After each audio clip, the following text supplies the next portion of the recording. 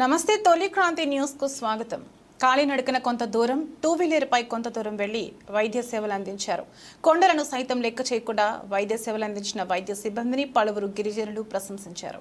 వివరాలకు వెళితే అశ్వారావుపేట మండలంలోని గుమ్మడవల్లి వైద్యాధికారి మధులిక ఆదేశానుసారం వైద్య సిబ్బంది అంగన్వాడీ సిబ్బందితో కలిసి 4 బృందాలుగా విడిపోయి మలేరియా ప్రభావిత గ్రామాలైన రేగళ్ల, జిల్లేడు, పాకతో పాటు గ్రామాలను సందర్శించి వైద్య సేవలు అందించారు. పలు సూచనలు చేశారు.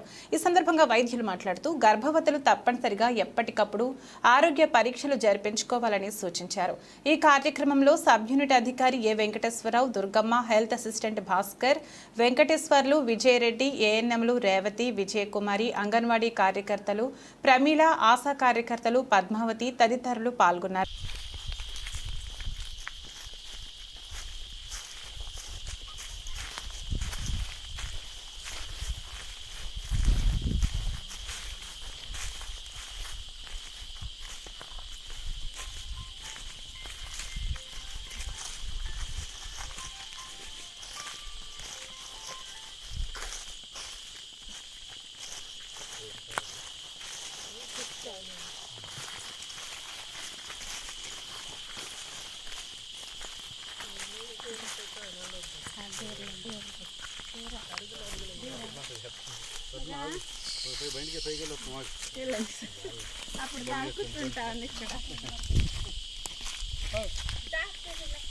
మళ్ళీ 2 లక్షలే కాకపోతే